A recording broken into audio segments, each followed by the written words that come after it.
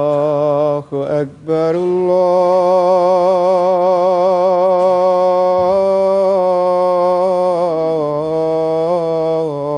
الله أكبر الله أكبر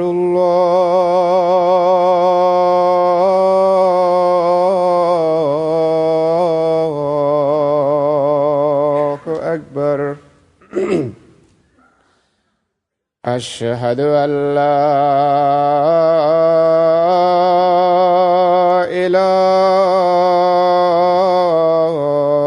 إله إلا الله أشهد أن لا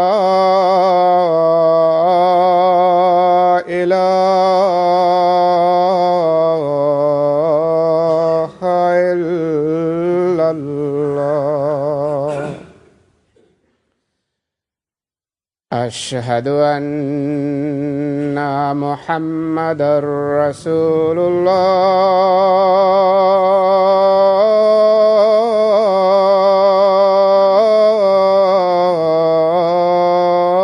الله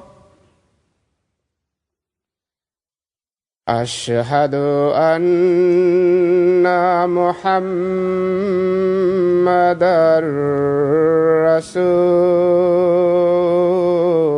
رسول الله حي على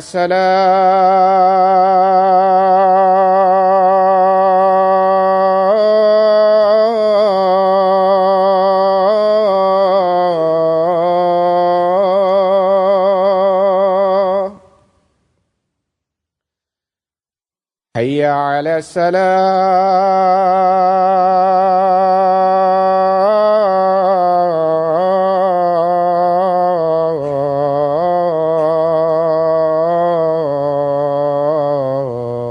الصلاة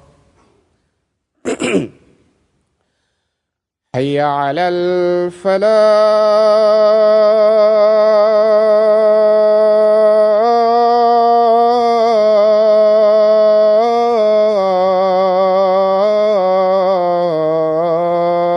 الفلاح حي على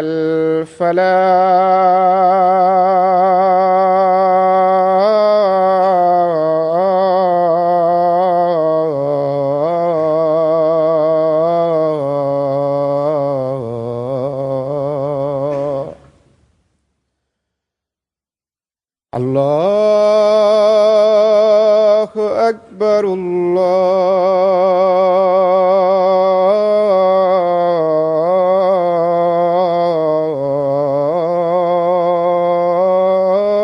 الله أكبر لا إله إلا الله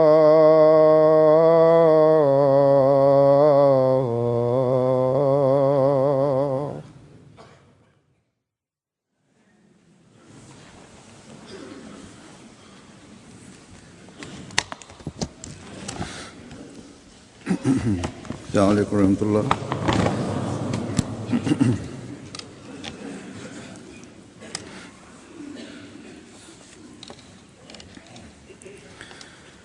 أشهد أن لا إله إلا الله وحده لا شريك له وأشهد أن محمدًا عبده ورسوله أما بعد فأعوذ بالله من الشيطان الرجيم بسم الله الرحمن الرحيم الحمد لله رب العالمين الرحمن الرحيم مالك يوم الدين إياك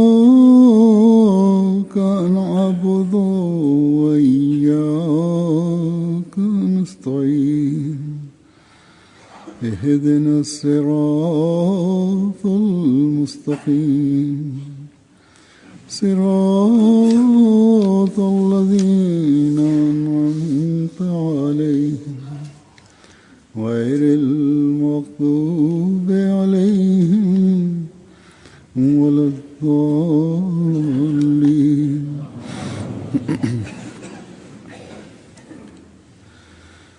आज का खुतबा भी गुज़श्ता खुतबात के तसलसल में है।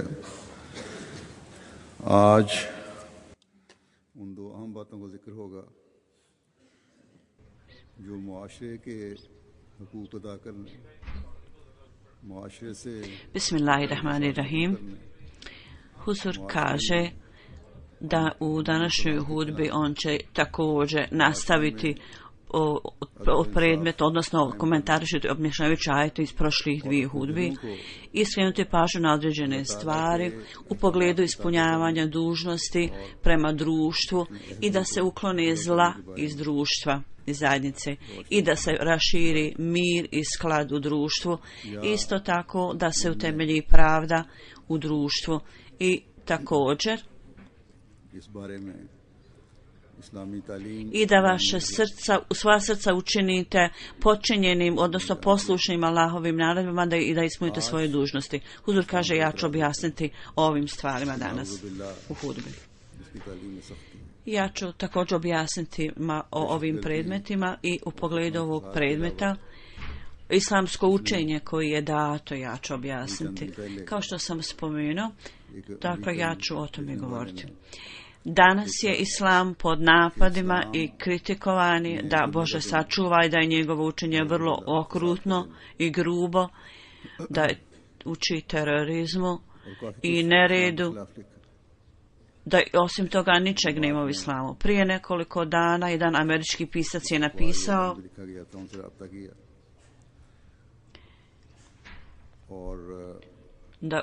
da u islamu dan džume i petak je dan nereda i napisao je nekoliko stvari protiv islama.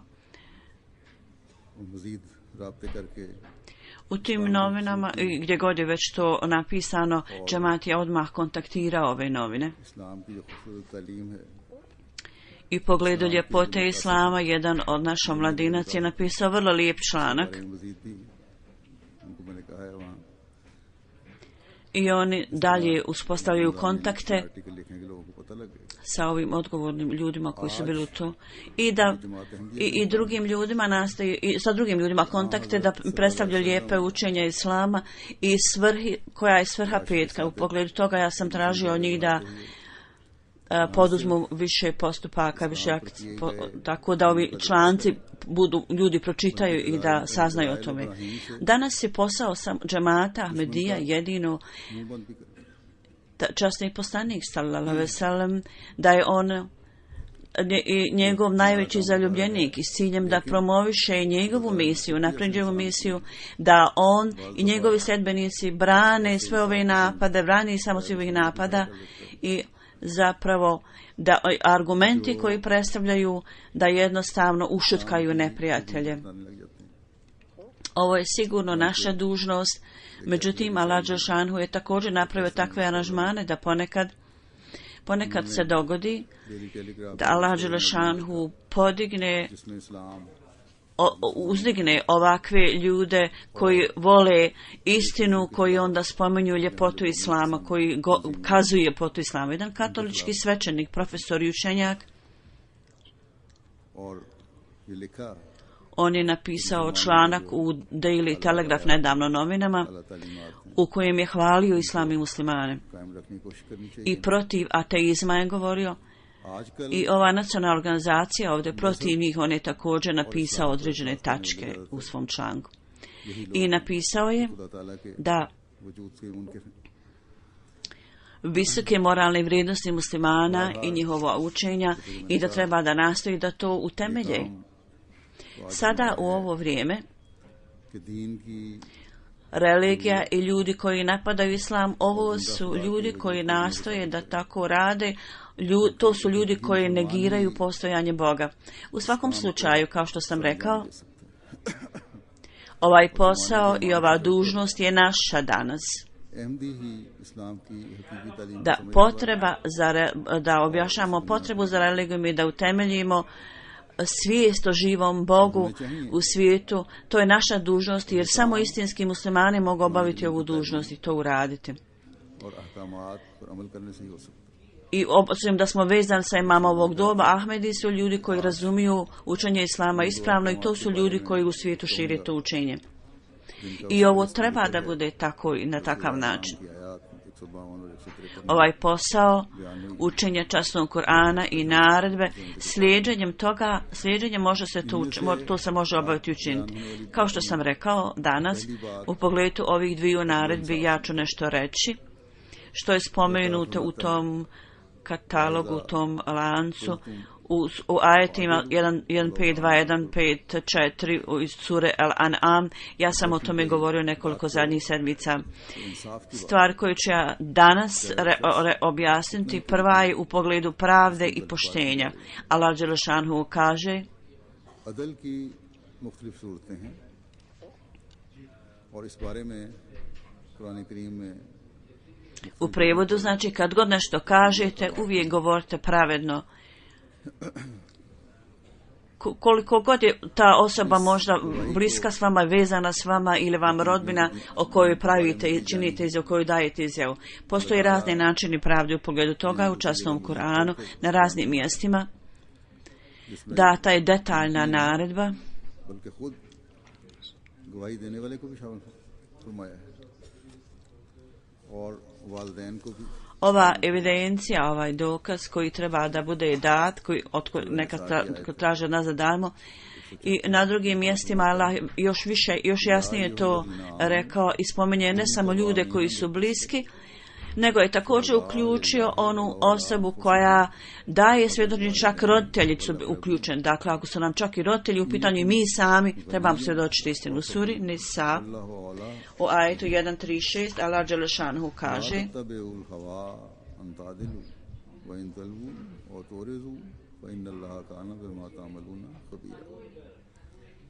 ए वो लोगो जो ईमान लाए हो, अल्लाह की खातिर गवाह बनते हुए इंसाफ को मजबूती से कायम करने वाले बन जाओ, खा खुद अपने खिलाफ गवाही देनी पड़े या वालदैन और करीबी रिश्तेदारों के खिलाफ, खा कोई अमीर हो या गरीब।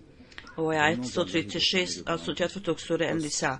U prevodu kaže: o vjernici, budite strogi u čuvanju pravde i svjedočite u ime Allaha, čak i ako to bude protiv vas ili roditelja ili bliže rodbine.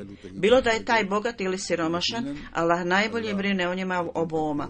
Zato ne slijedite svoje niske želje pa da budete nepravedni. Ako vi izokrećete ili izbjegavate istinu, pa Allah je dobro obavišten onome što vi radite. Znači, ako budete slijedili svoje želje i svoj ego, udaljit ćete se od pravde. Treba da znate da Allah je zaista potpuno upoznat o onom šta god vi radite, o svemu što vi radite. U pogledu svjedočenja ovdje spomenut je princip istinitosti i poštenja i tako da naše svjedočenje, naše tvrdnje izjave moraju biti potpuno radi Allahovog zadovoljstva.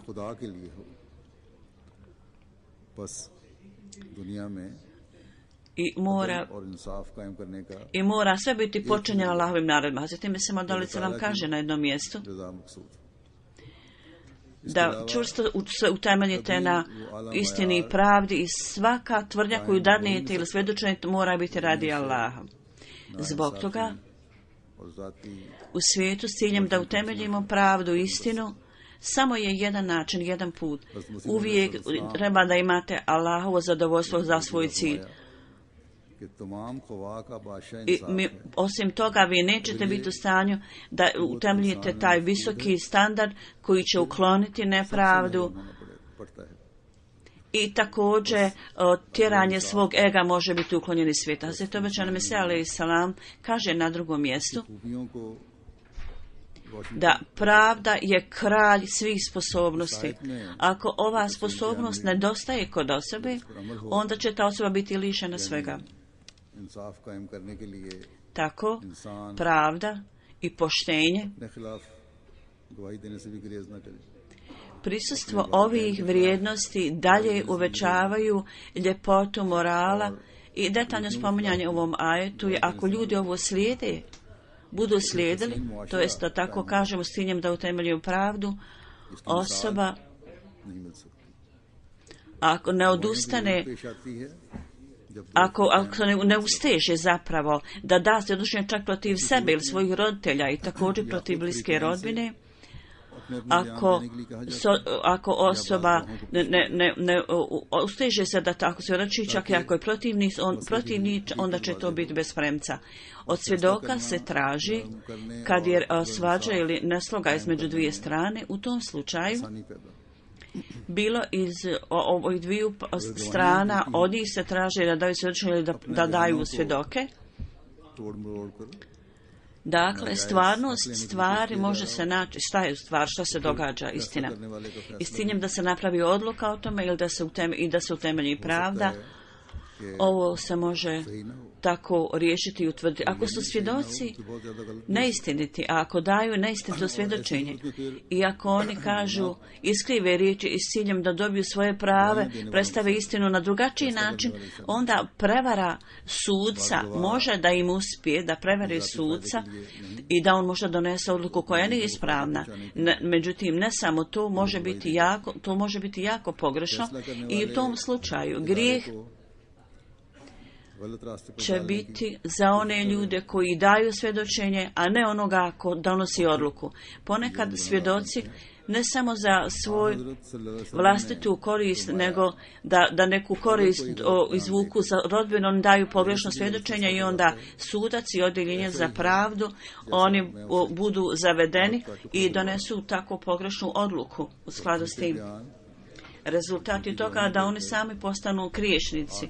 Časni poslanik sallallahu alejhi ve sellem je spomenuo da ako neko daje pogrešnu izjavu i tvrdnju i dobije pogrešnu odluku od mene, časni poslanik je rekao, to je nešto kao da mu ja dajem komad vatre. ये oily Tako da lažne izjave i lažna svjedočenja में आगे पीछे आते uvijek treba toga da se uzdržite i da izbjegnete takve stvari, da ne dobijete ovu vatru, komad vatre. खामोद हो या बीवी हो लेने की कोशिश करते Ajet sure Nisa koji sam proučio odnosi se na predmete porodične तलाक की सूरत में बोला i oni su spomenuti i prije i poslije ovoga. मर्दी औरत Tako da ovi ljudi, ako के अजीज रवैये pogotovo oni गलत गवाही देकर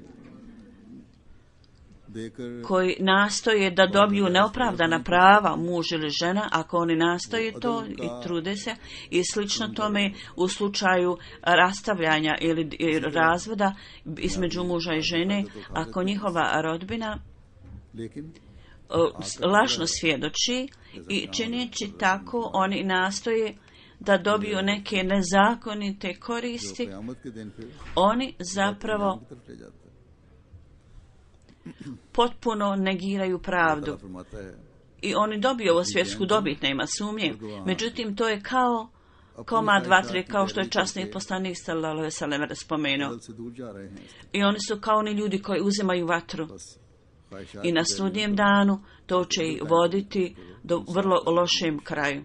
Allah Đelšanhu kaže, फरमाता है कि वइन तलवू और तोरिज़ू dvije strane slijeđenjem svojih vlastitih želja, sebičnih ega, oni se udaljavaju od pravde. तो यकीनन अल्लाह जो तुम Nemojte zato slijediti svoj sebičan ego, utemeljite pravdu i utemeljite pošteno vladanje. A Allah Đelšanhu kaže, पास मामला है उसको धोखा दे सकती हैं उससे अपने हक में और Ako दूसरों के खिलाफ pomiješate riječi ili iskrivite riječi, šta god vi radite, morate znati da Allah je potpuno upoznat o svemu tome.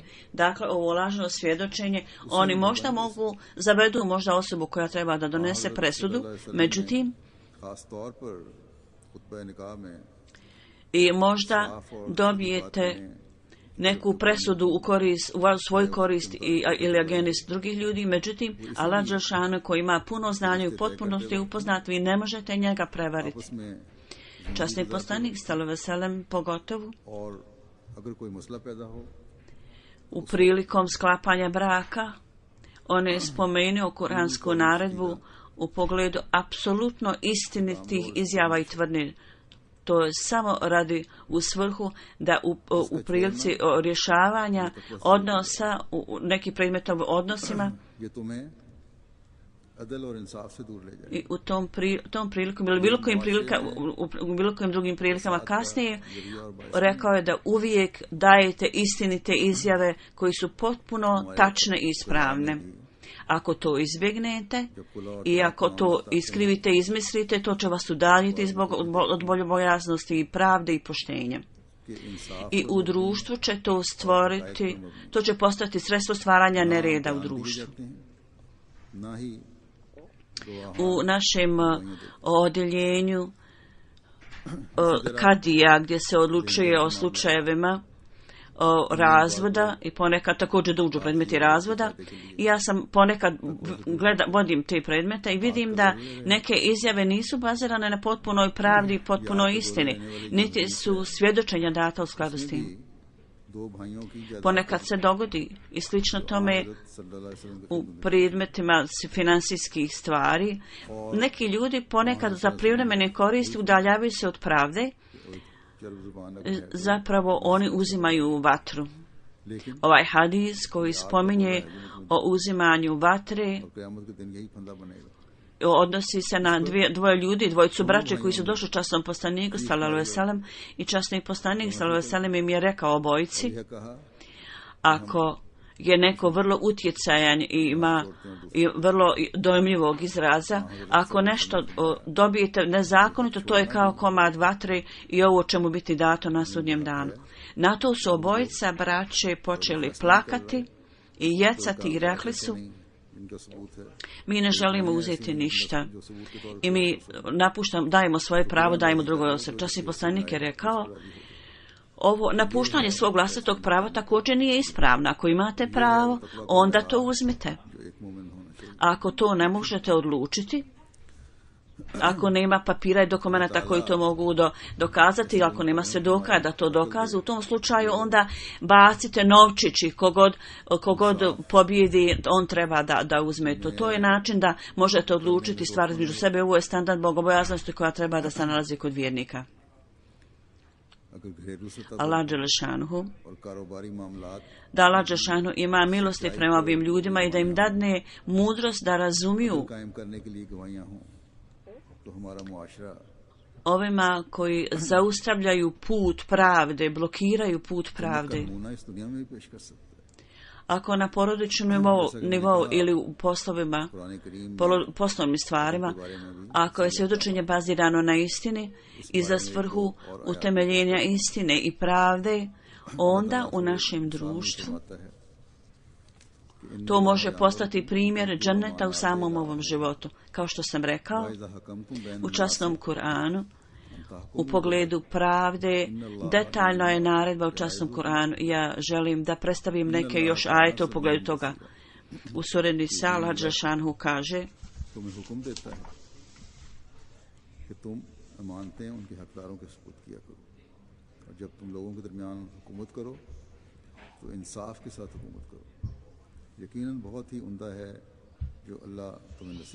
ovo je sura 59, sura 4, ajet 59. U prevodu ovaj ajet glasi: uistinu Allah vam naređuje da povjerenje dajete onima koji imaju pravo na to i da kad vladate među ljudima, vladate s pravdom. A sigurno je vrlo dobro ono što vam Allah savjetuje.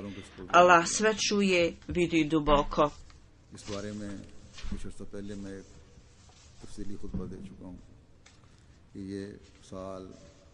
ओहदेदारान के इंतखाब का साल है। U ovom ajetu prva stvar koja je spomenuta je da povjerenje treba dati onim ljudima koji to stvarno zaslužuju. U pogledu toga, prije nekog vremena, ja sam dao detaljnu hudbu na ovu temu, da ove godine se održavaju izbori u džematu, da je ovo godina izbora vršioca dužnosti, tako da ne imate u vidu samo svoje vlastite želje i vaše porodične odnose sa određenim ljudima, nego zapravo ispunite ove zahtjeve pravde.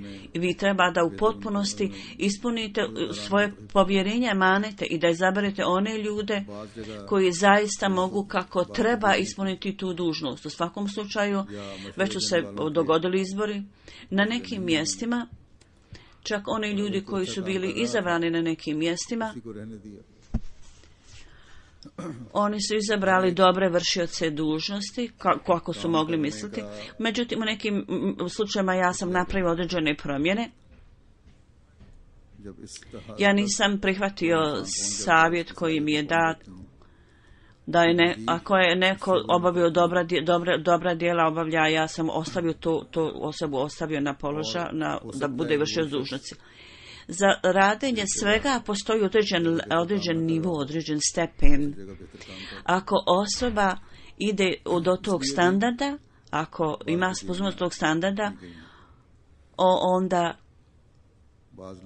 nema daljeg popravka i napretka u tom odjeljenju. Možda ista osoba koja radići u jednom odjeljenju ne radi vrlo djelotvorno, može raditi bolje u drugom odjeljenju. I iz samog ovog razloga ja sam napravio neke promjene su napravljene.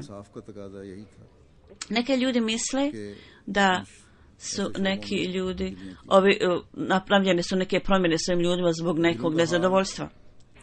Više nego nezadovoljstvo, interes zajednice je čuvan na umu. Gdje god sam ja mislio da je u interesu zajednice, da trebaju biti napravljene promjene, zahtjev pravde je da u takvim slučajima, u takvim odjeljenjima trebaju biti napravljene takve promjene. Stanje srca je poznato samo s Allahu dželešanu. Mi po savjetu i odluke donosimo na prividnoj, očitoj situaciji. Ponekad u lokalnim džematima, u nekim zemljama, još do ovog vremena, osobno dopadanje i odnosima se daje prednost, i izbori su obavljeni na toj bazi. Da Allah dželešanu dadne intelektovim ljudima, ima milosti prema njima, onima koji daju prednost svojim vlastitom dopadanju nad standardima pravdom. U svakom slučaju već su se dogodili izbori. Sada ovi ljudi koji su izabrani za određene vršioce dužnosti, njihova je dužnost da predstavljaju svoje slabosti Allahu dželešanu i da traže i mole oprost i pomoć od Allaha. I ispunjavanjem ovih standarda pravde treba da provode svoje dužnosti i odgovornosti. Služba je služenje i blagoslov. To je blagodat od Allaha i treba to da cijenite. I o postupanjem sa članovima džemata i rješavanjem njihovih predmeta i o posvećivanjem pažnje njihovoj obuci i treningu i s ciljem da ostvarimo cilj džemata i s ciljem da napravljenje planova. Svim ovim stvarima uvijek se orijentišite s pravdom, idite za pravdu, nek vam pravda bude cilj i da ispunite punu pravdu, da obavljate svoj posao, svoje obaveze. Ove riječi znače vodite upravu s pravdom. To će biti učinjeno kad uložite sve najbolje napore i sve svoje sposobnosti. Kako da bi posao dodeljen, to uradite. I ovdje je uključen svaki vršioc dužnosti i na lokalnom nivou i na nacionalnom nivou. I ljudi treba da posvete pažnju ovim stvarima. Interes džemata mora biti iznad svih ličnih interesa i mora biti daleko iznad ličnih interesa. Inače, Al-Žešanu kaže, on posmatra u detalje, gleda i svaki najmanji postupak svakog momenta i svakog sekunda, ono što mi radimo, Allah zna. I to se sve ubraja i zabilježeno je. Dakle, kakva god nam je dužnost data, obavljanjem ove službe, imajući obzira, vodeći računa o tome, Allah traži od nas da to provodimo. Svako ko je bio izabran ili postavljen, svaki vršioc dužnosti treba da radi u skladu s ovim. Allah dželešanuhu će pitati, tražiti od svjetskih upravljača i staviti ih na obračun, tražiti obračun od njih. I ovi ljudi koji su određeni radi Allaha, Allahovo ime, ako oni kako treba ne ispune svoja povjerenja i sa pravdom ne ispunjavaju svoju dužnost, onda više nego svjetski ljudi oni će biti pitani za to. Tako da svaki pojedinac treba da nastoji, tražeći oprost od Allaha dželešanu i moleći pomoć od Allaha, pokazujući krajnju skromnost, treba da ispuni svoje dužnosti i odgovornosti. Da Allah osposobi se vršioce dužnosti i one koji obavljaju bilo kakvu službu, da ih Allah osposobi da to rade. Onda mi vidimo da u porodičnim stvarima, u poslovnim predmetima i u stvarima vršioca dužnosti, provodeći pravdu, Allah dželešanu daje još naredbi u pogledu pravde. I mi vidimo ovdje jednu naredbu koja je u pogledu društva, zapravo prema cijelom svijetu, koja je garancija za utemeljenje mira u cijelom svijetu. U suri Al-Maida, to je 5. sura, u ajetu 9, Allah kaže: अल्लाह की खातिर मजबूती से निगरानी करते हुए इंसाफ की ताईद में गवाह बन जाओ और किसी कौम की दुश्मनी तुम्हें हरगिज़ इस बात पर आमादा न करे कि तुम इंसाफ न करो। इंसाफ करो। U prevodu ajet kaže: o vjernici, budite čvrsti radi Allaha, svjedočite u ime pravde i nemojte da vas neprijateljstvo nekog naroda navede da ne postupate pravedno. Budite pravedni, to je najbliže bogobojaznosti. I bojite se Allaha, zaista je Allah uvijek obaviješten o onom što vi radite. Islam par etraz karne wale na apni dunyavi talim mein qawanin mein. Sada vidite, s ciljem da se ukloni nered u svijetu, kako je prekrasno učenje ovdje dato. Ljudi koji kritikuju islam, oni niti imaju učenje u svom svjetskom životu, imaju neko učestvuje niti u religijskim stvarima, oni ne mogu predstaviti nikakav ljepši primjer, ovako lijep primjer kao što je u Koranu predstavlja. Allah kaže: radi Allaha dželešanu postanite staratelji, i kao vam znači ona osoba koja ispunjava svoje dužnosti na najbolji mogući način i neprestalno, ustrajno tako radi. Musliman šta god radi, to je radi Allaha, i onda u tome on niti pokazuje kakvu slabost ili lijenost, niti postaje lijen.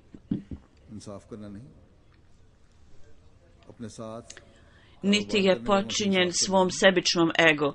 Ovdje je spomenuto da je vrijedno, da je dužnost vjernika da uvijek dadne prednost pravdi. Šta je pravda? Standard pravde nije samo da budemo pravedni prema ženi i njenoj rodbini, nego isto tako prema ljudima s kojima ste vezani u poslu i u službi prema svojim počinjenim.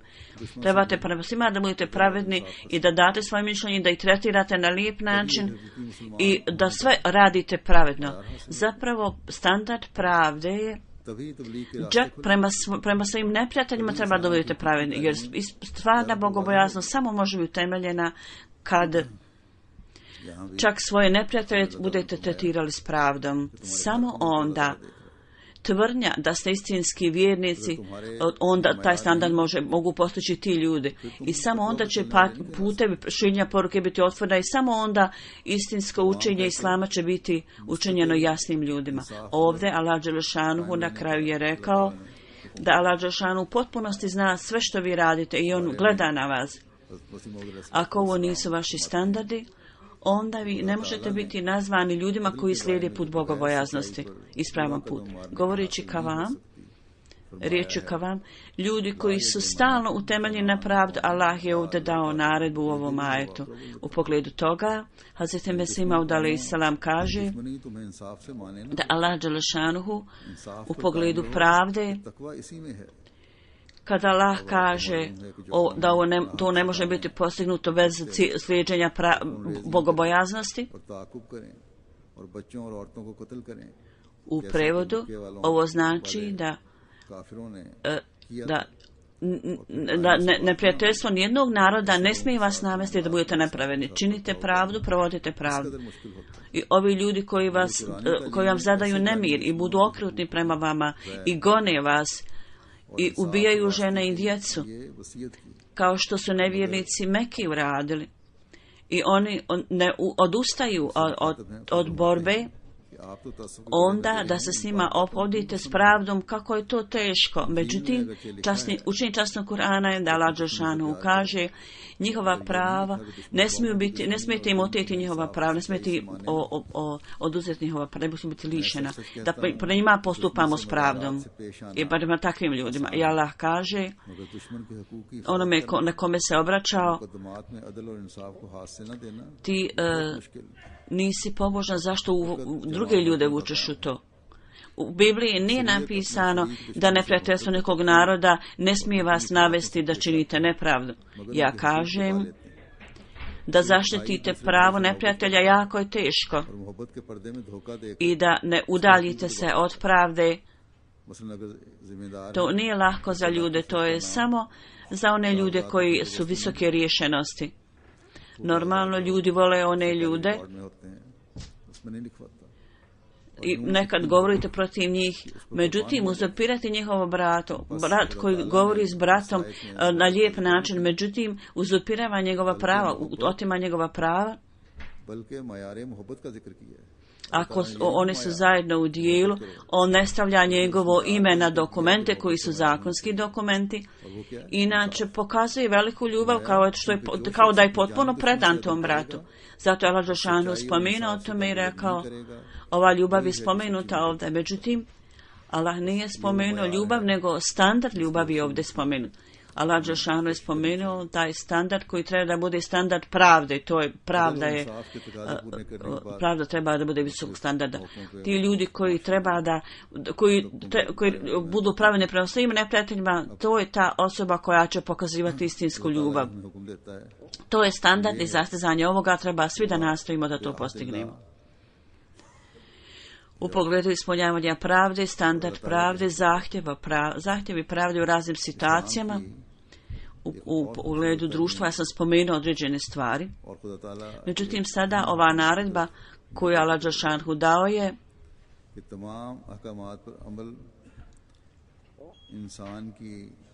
u prevodu, ispunite zavjete koje ste napravili s Allahom, koje ste dali Allahu u islamu. Ovo je još jedno prelijepo učenje islama i vrlo važno naredba Allaha dželešanu, i skrenuta je pažnja na ovo, da postupate u skladu sa svim naredbama. I ovo je za moralnu i duhovnu ljepotu osobe neophodna. U časnom Kuranu na raznim mjestima Allah je dao naredbe i u skladu sa raznim situacijama Allah je vrlo učinio jasnim ova učenja. I Allah kaže radi Allaha i radi Allahovog zadovoljstva sve ove stvari treba da činimo i radimo. Ovdje on je naredio da ovo samo može biti urađeno kad su vaša srca potpuno čista, kad su vaša srca ispunjena ovom strašću i ljubavlju, da šta god hoćete da uradite, da ćete uraditi sa tim razmišljanjem, da u potpunosti vodite računa, da postupate u skladu sa svim naredbama, i to treba da urađeno za svrhu, da treba da ispunite zavjet koji ste dali Allahu. I najveće obećanje koje musliman daje Allahu ili koji Ahmedi daje je zavjet bajata. Ako mi razumijemo stvarno značenje ovog zavjeta bajata, onda sve naredbe i bit ćemo posjećeni na svim naredbama i svim dobrim djelama. Zatim Musa Maud alejhi selam u uvjetima bajata, obećanje koje je on uzeo, spomenuo je tako sveobuhvatno. Spomenuo je sve ove stvari zajedno, stavio sve zajedno. Ako povremeno ponovimo ove stvari i ponovo pregledamo ovaj zavjet bajata i držimo se toga, onda Ahmedi društvo će biti potpuno očišćeno od svih poroka. Ukratko, ja sam spomenuo obećanje koje mi dajemo. Prije svega, da do zadnjeg momenta svog života nećemo pridruživati partnere Allahu i činiti širk, razne oblike širka koje sam ja ranije spomenuo. U prvih nekoliko hudbi ja sam govorio o tome. I drugo, laž, potkradanje, pronevjera, bluda, prevare, da ćemo sve to izbjegavati. I ja sam o tome i ranije govorio, Huzur kaže. I nikada obećamo da nikada nećemo dozvoliti da ljudi ove stvari nametnu mi. I u pogledu namaza i u pogledu salavata na časnog poslanika treba da ojačate i ibadet i učenje salavata i da spominjete Allah Đelešanu i da molite Allah Đelešanu za ovo. Ljudi koji su došli ovdje zbog stanja u Pakistanu, koji su došli ovdje, Allah Đelešanu je pokazao veliku blagonaklonost ovim ljudima, data im je sloboda, isto tako financijski oni su mnogo bolje stoje. Tako da ove stvari, umjesto da oni postanu ponosni zbog toga, treba da izrazi zahvalnost Allahu za ove blagodati i da ne povrijeđuju nikoga. Da ne povrijede nikoga. I onda budite odani Allahu i nikada nemojte prigovarati. Kad Allah Đelešanu dadne blagodat, treba da budete zahvalni. I ako neki ljudi moraju da prođu određene kušnje, nemojte iznositi nikakve prigovore. I ceremonalne stvari ovog svijeta treba da se oslobodite toga. I sve ovi izazovi u svijetu treba da se zaštitite od njih. I Allah i njegovi poslanik sallallahu alejhi ve sellem, sve ove naredbe koje su date, treba to da slijedimo. Arogant oholost i svađanje i prepirke, nesloga i osjećaj veličine, sve to treba da napustite, da poprimite put skromnosti. Islam treba da nam bude draži od našeg imetka i naše čak djece i svega što volimo. I ljubaznost prema ljudima, da im dadnemo korist, da budemo od koristi. Svi naše sposobnosti treba da budu predana toj svrhi. Treba da volimo čovječanstvo i da pokazujemo ljubav prema čovječanstvu. Onda je spomenuto da obećano treba da imamo ljubav prema obećanom Mesiji alejhi selam i poslušnost i treba da pokažemo izuzetne primjere toga i ničemu ne smije biti data veća važnost nad ovim. Dakle, ovo je obećanje koje smo mi dali ulaskom u Ahmedijet. Postoji ogromna potreba da mi posmatramo sebe, analiziramo sebe dokle ispunjavamo ovo. U Ramazanu mi smo u stanju da činimo razne dobre stvari i dobra djela i ljudi treba da analiziramo sebe. Ovo je danas zadnji dan, treba da pomno u detalje posmatramo ovo šta smo uradili i šta radimo i treba da vidimo dokle postupamo u skladu s ovim stvarima, prema ovim stvarima i do koje mjere, do kojeg stepena i kako ispunjavamo zavjet koji smo dali Allahu Đelešanu. Allah Đelešanu kaže, ako ste dali ovo obećanje, onda će vam biti data velika nagrada, takva nagrada koju vi ne možete čak ni zamisliti. Ako ste dali obećanje, onda to ispunite. Onda će Allah Đelešanu da vas nagraditi. Ako budete ispunili ove zavjete koje ste dali Allahu, onda će Allah Đelešanu očistiti vaše srce. I on će otkloniti sve vrste nečistoće odatle. I bit ćete uključeni među one bogobojazne i ispravne ljude koji su vrlo bliski Allahu, koji su njegovi miljenici, koje Allah voli. I nemojte smatrati da ako ne ispunite svoje zavjete, da vam neće biti date određeni blagoslovi. Međutim, Allah Đelešanu zapravo kaže da ćete biti pitani ovim blagoslovima, ovim zavjetima koje ste dali. Svaka vrsta zavjeta je ovdje uključena. obećanje koje ste dali Allahu Đelešanu, koje je dato Allahu Đelešanu i ove stvari, bit ćete pitani, bit ćete odgovorni za to. I ova obećanja koje ste dali ljudima isto tako, u skladu sa učenjem časnog Kurana, kao što je spomenuto tamo, također ćete biti pitani ako to ne budete ispunili, ako to ne ispunite ova obećanja. Allah Đelešanu, o toj stvari ćete biti također pitani na sudnjem danu. Na primjer, u zadnjoj hudbi petkom, u pogledu brige prema siročadima data je naredba i da vodimo brigu ovim ljudima. To je kao dužnost i odgovornost. Ako ne budete ispunjavali ovu dužnost, onda kršite zavjet i obećanje koje ste dati. U pogledu toga Allah Đelešanu će vas pitati i bit ćete odgovorni. I sigurno tu su uključeni upravljači, vladari, ako je posao uprave ne bude ispunjen u potpunosti kako treba, bit ćete svi pitani. Ako ne ispunjavate prava drugih ljudi, obaveze prema drugim ljudima, bit ćete pitani za to. Nažalost, u muslimanskim zemljama sve vođe, oni su upravo takvi da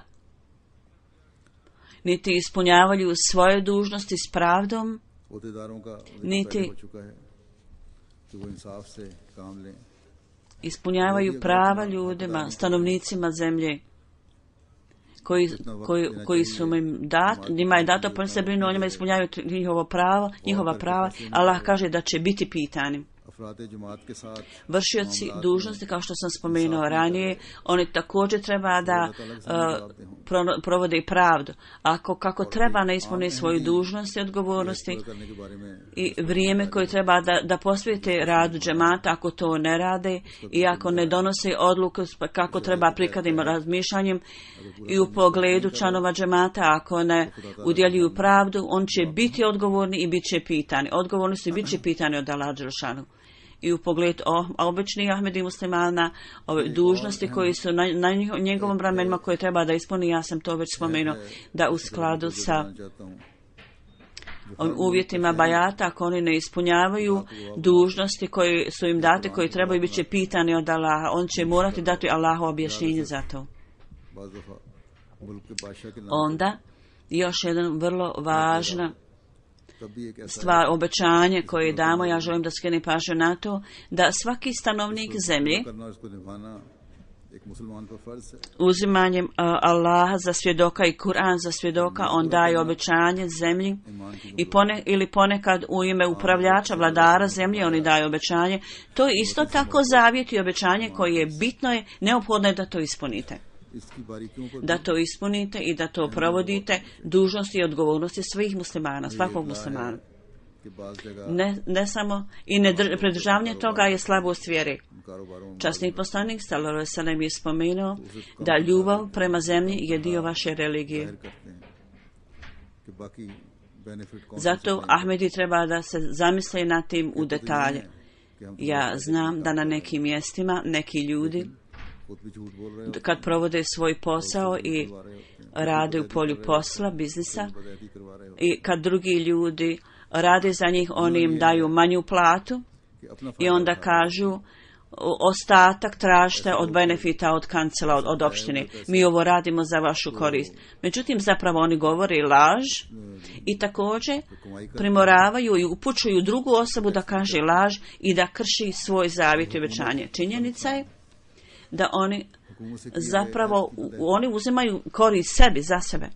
Ovi ljudi, ovaj novac koji oni uštede i koje čuvaju na takav način i koji zarađuju na takav način, oni također uštede taksu na taj način, to je onda gubitak za vladu. Ovo je kao kršenje zavjeta i obećanja koji su dali državi i davanjem niže plate ovim radnicima i ponekad od njih uzimaju više rada da urade nego što im plate i onda sve što ono što im ne plate, trebaju da uzimaju od opštine, to je onda uzimanje para od vlade. Ovo je kršenje obećanja. Ljudi koji su prihvatili da budu stanovnici, da budu stanovnici Britanije i da daju određene zavjete, ako to ne ispunjavamo, to je isto kršenje zavjeta, jer mi obećamo da ćemo uvijek govoriti istinu. Onda vi kršite zavjet prema vladi i kršite zavjet prema Bogu i takvi postajete grišni. Prema tome, Ahmedi muslimani u svim stvarima moraju procijeniti i u detalji posmatrati svaku stvar na ispunjavanjem obećanja. Ja želim da spomenem još jednu lošu stvar u tom pogledu, u tom pitanju. Kad ljudi iziđu iz svoje kuće, to onda oni čine nešto što postaje sredstvo uništenja mira u društvu. To je u vrijeme rastavljanja njihovog rastave i braka. Oni ne postupaju u skladu sa naredbama Allahovim i oni krše svoj zavjet. U ovim odnosima pravda i poštene izjave, već je spomenuto o tome, ako ljudi to slijede, onda ovi problemi mogu biti vrlo lako riješeni ili čak ne trebaju biti ni stvoreni. Međutim, kad su problemi tu prisutni, onda odnos između muža i žene, ako ima neka rasprava i nesloga, savjet koji Allah na Đelšanu nam dao, treba to da imate na umu pogotovo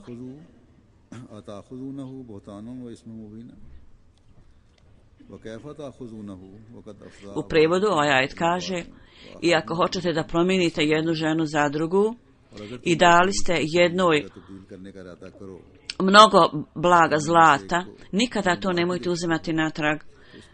Hoćete li to raditi čineći nepravdu? I kako to možete uzeti natrag kad ste se jedno s drugim sreli u privatnosti i uzeli ste obećanje o potpunoj odanosti i vjernosti u našoj zajednici? Ako bude pokrenuti koraci, mjere u ovim situacijama rastave i razvoda, ova istraga dugo se odvija dugo vremena kod ovih kadija i odjeljenja za donošenje presude. Ako ljudi ne govore istinu, to je veliki grijeh i stvar treba prepustiti Allahu u određenim situacijama. U određenim situacijama svjedočenje o određenim stvarima treba jako voditi računa. Druga stvar, brak je obećanje. To je obećanje o obavezi između muža i žene. Ovo je razumijevanje i obećanje između muža i žene.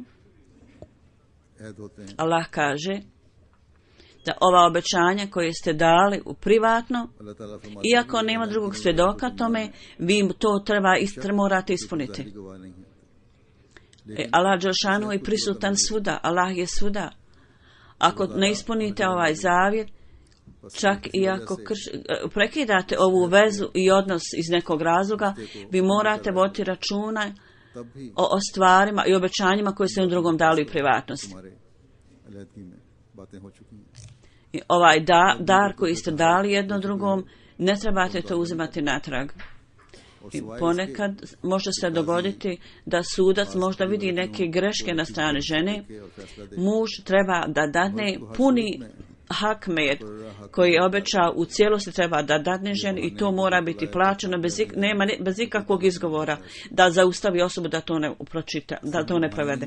Jako mnogo tu detalja, ja ne želim ići u detalje, želim da skrenem pažnju da obodva i muž i žena treba da vode računa da je brak obećanje i treba da nastavite sve što možete da to provodite koliko god je moguće.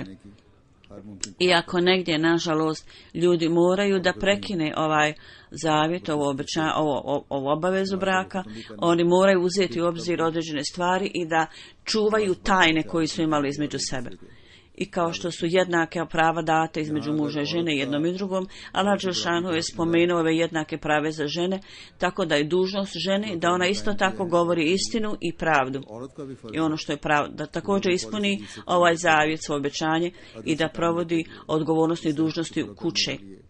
Ako postoji nešto tako, onda ne bi bilo nikakvi optužbe na muža bez ikakvog razloga. Zatim Mesih Maud alejhi selam kaže u pogledu standarda koje treba da održava musliman vjernik. On kaže, ovi vjernici ovim stvarima, bilo da je to u odnosu prema Bogu ili prema njegovim stvorenjima, to ne smije biti nešto da u sebe odbacuju sve obaveze. Ne samo krivnja, oni moraju voditi računa o povjerenju i treba da u detalje posmatraju svoje dužne odgovornosti i teleskopom pravednosti i poštenju da posmatraju stvar i da ne bude tako da ne znajući ima nešto pogrešno u njihovim namjerama i da povjerenje koje im je Allah dao, kao što su sposobnosti, udovi, dijelovi tijela, čast, život i metak, i koliko god je moguće u skladu sa koliko god mogu da udovoljavaju standardima pravde a da sve ove svoje blagodati od Allaha koriste kako trebaju u skladu s tim. I treba da vjerujete u Allaha i da slijedite svoj zavjet koliko god je moguće, koliko god imate sposobnosti. Slično tome, povjerenja i obećanja prema ljudima, one padaju pod kategoriju povjerenja. Koliko god je moguće, treba da slijedite standarde pravednosti i bogobojaznosti u ovim stvarima. I ako postoji kakav sukob i nasluga, imajući u vidu pravednost, odlučite ove stvari. Iako možda u nekim slučajevima može biti neke patnje i podnošenja, međutim uvijek morate održavati i najfinije detalje pravednosti i poštenja. Najveća ljepota osobe je da slijedi najsitnije detalje bogobojaznosti. Šta su najsitniji detalji bogobojaznosti? To su prelijepi aspekti života osobe i očito kad vodite računa o zavjetima i stanju koje ste napravili i svi dijelovi vašeg tijela od glave do pete i glava i ruke i noge i svi dijelovi tijela i svako srce i moralne vrijednosti, sve ove stvari koje imate, da koristite sve ovo prikladno i na ispravan način i da ih zaustavite od zloupotrebe i da padnu u zloupotrebu i osim toga da vodite računa o pravima drugih ljudi. Ovo su ljudi koji će imati prelijep duhovan život. Allah dželešanu kaže, Abasu takva, to su riječi koje Allah dželešanu potrebi, ovdje se poziva na duhovnu ljepotu, ovo se odnosi na duhovnu ljepotu i duhovni ukras koji je kroz bogobojaznost. Bogobojaznost takva znači svo povjerenje Allahovo, treba da vodite računa o svemu što vam je Allah dao u amanet. I tako da sve što je Allah dao ljudima treba voditi računa o tome i to u detalje da vodite računa. Da Allah dželešanu dadne tako da slijeđenjem puta bogobojaznosti svi budemo u stanju da postupamo, da slijedimo put bogobojaznosti i ispunjavamo svoje zavjete i obećanje i da ovaj Ramazan radi Allahovog zadovoljstva, kakav god smo napor učinili, da budemo čvrsto i ustrajno utemeljeni. Ova džuma koja je džematul veda, oprosna hudba, da sve dobre stvari koje smo učinili u mjesecu Ramazanom, da niko ne smije misliti da je to dovoljno. Niko ne smijete to napuštati. Spomenuto je da vjernik je onaj koji obavlja dobra djela neprestalno, ustrajno i vodi računa o svojim zavjetama i obećanjima. Da Allah učini da tako bude, da ovaj Ramazan učini nas da nam dadne sve blagoslove Ramazana, mnogo blagoslova Ramazan i da nam dadne Allah sve blagoslove i sve naredbe koje Allah dželešanu dao u Kur'anu, da budemo u stanju da je razumijemo ove naredbe, da ih slijedimo.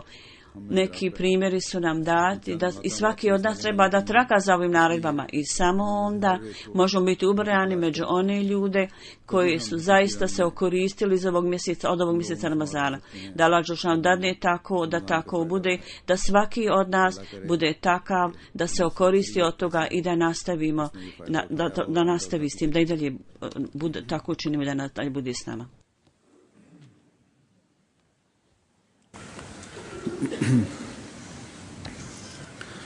Alhamdulillah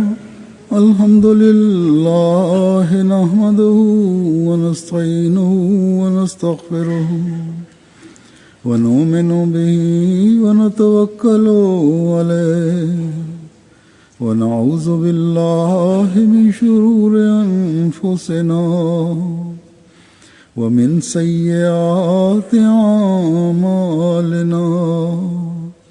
من يهده الله فلا مضل له ومن يضلله فلا هادي له ونشهد أن لا إله إلا الله ونشهد أن محمدا عبده ورسوله عباد الله رحمكم الله إن الله يأمر بالعدل والإحسان وإيتاء ذي القربى وينهى عن الفحشاء والمنكر والبغي يعظكم لعلكم تذكرون اذكروا الله يذكركم وادعوه يستجب لكم ولذكر الله أكبر.